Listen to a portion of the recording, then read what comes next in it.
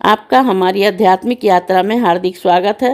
आप सुन रहे हैं शिव महापुराण, जो सनातन धर्म के ही अनमोल ग्रंथों में से एक है।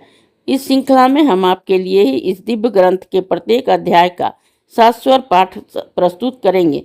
आइए इस ज्ञान और धर्म की ही यात्रा को आरंभ करें। भगवान महादेव की महिमा और उपदेश से ही सजी इस पावन कथा के साथ ही ओम नमः शिवाय। 14वां अध्याय,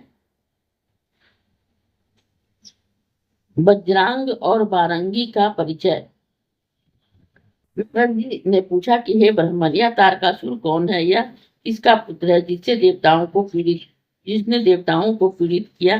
शंकर जी ने काम को कैसे भस्म किया और अपने कठिन तप द्वारा ही भगवती ने शंकर जी को कैसे प्राप्त किया? यह सब कथा मुझे सुनाने की कृपा कीजिए। ब्रह्मा जी बोले कि हे नारद, मेरे पुत्र मरीचि और उसके पुत्र कश्यप हुए, जिनसे दक्ष प्रजापति ने अपनी कन्याएं ब्याह दी।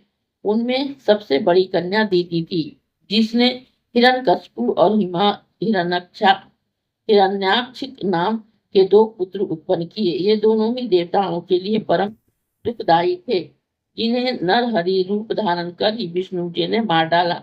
इससे दीति को बड़ा दुख हुआ और वह अपने पति परम तपस्वी कश्यप के पास गई और उनसे उनकी बहुत सेवा कर पुनः गर्भ को धारण किया।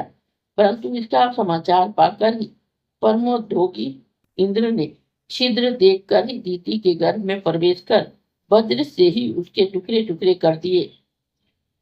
परंतु दीति के ही कठिन व्रत से गर्भ नहीं मरा। उसने 49 मरुदगण उत्पन्न हुए।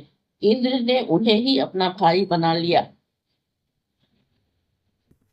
इससे दीति फिर अपनी पति की सेवा करने लगी।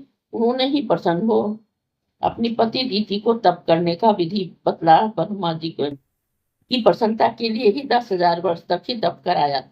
उससे उसे बजरांग नामक बड़ा ही बलशाली पुत्र प्राप्त हुआ। उसने अपनी माता की आज्ञा से इंद्र को पकड़कर दंड दिया और इसी प्रकार से देवताओं को भी दंडित किया। इससे दीति को हर्ष और देवताओं को बड़ा ही दुख हुआ। तब मैंने कश्यप जी से मिलकर ही देवताओं का दुख दूर किया। उस समय मैंने ही बारंगी नामक एक स्त्री की रचना कर बजरांग को दिया। तब वह प्रसन्न हुआ। उससे उसने देवताओं को कष्ट देने वाला फिर एक पुत्र उत्पन्न करना चाहा। इस अध्याय के श्रवण हेतु आपका हृदय से धन्यवाद।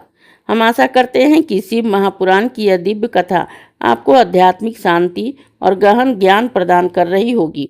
कृपया अगले अध्याय के लिए हमारे साथ जुड़े रहें और अपने सुझाव एवं भावनाएं कमेंट के माध्यम से अवश्य साझा करें।